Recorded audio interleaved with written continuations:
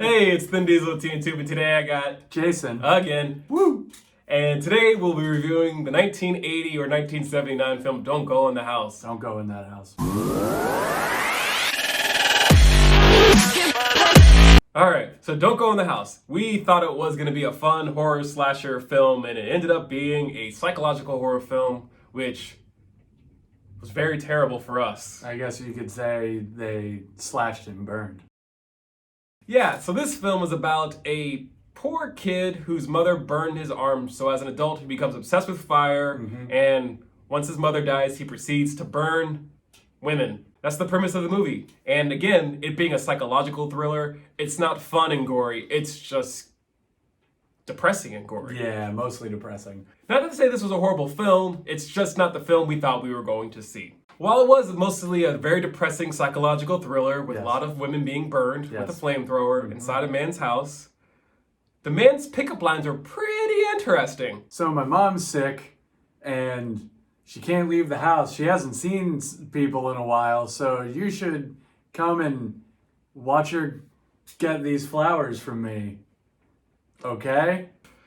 Not creepy at all. And then he, went to go hang out with his buddy Bobby from work, and they went to a discotheque because that was still a thing at the time. Yep. And instead of going dancing, he decided to throw a candle in his date's face.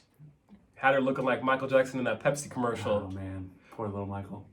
But it was understandable. He had some PTSD from his mom burning his arms, and she was pulling his arms over a candle. Yes. Now, while we don't condone violence against women, or especially when you smash a candle on a girl's hair and set her on fire, we don't condone that at all. No. But we understand that if you have PTSD from your mom burning your hands and your arms as a kid, and somebody pulls you over a candle, a flame lit, you're probably gonna have some triggered moments, and you're gonna do it. She didn't know, and he didn't know to tell her. Overall, it wasn't a terrible film. Nope. But for the mood that we were in, we did just not enjoy it as much as we thought we would. Yeah.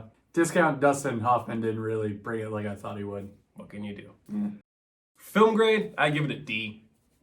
I'm going to be a little bit more generous. I'll give it a C-. I think there were a little bit more triggering parts that I wasn't quite expecting, and I guess you kind of get that when you bring some char grill into your house without really intending to. You know what? I think that's a fair assessment. I'm not going to change my grade, but I might rewatch it in a different mindset, because I think you need to be in the right mindset to watch this film. Like having had a Whopper recently?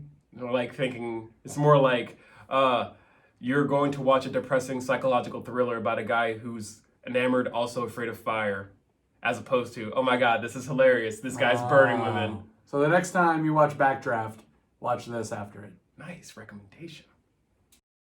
Why you should watch this film. If you're a fan of psychological horror films, this is perfect for you. Or if you're a pyromaniac, this is perfect for you. Why you shouldn't watch this film. If you are the opposite of a pyromaniac, this will be triggering. If you're a glacier maniac, you will not like this movie. Also, if you're expecting a horror slasher like we were, no. You aren't a huge fan of people who look like Dustin Hoffman, don't watch this movie. Film recommendations. We definitely recommend watching Pieces. Yes. It was made about a year later, and it's along the same veins, although this involves body parts being chopped up, and this one involves body parts being burned to death. But together, they can make a really nice barbecue. And a lot of mommy issues. A lot of mommy issues. Which leads me to the next film, Henry, Portrait of a Serial Killer, which I would also recommend. It's slightly different, and it involves a serial killer, but I think you'll like some of the elements that this movie has that are also in Henry, Portrait of a Serial Killer. That's all we have for today, but we have some parting words for you. Don't go in the house? That's right. Until next time.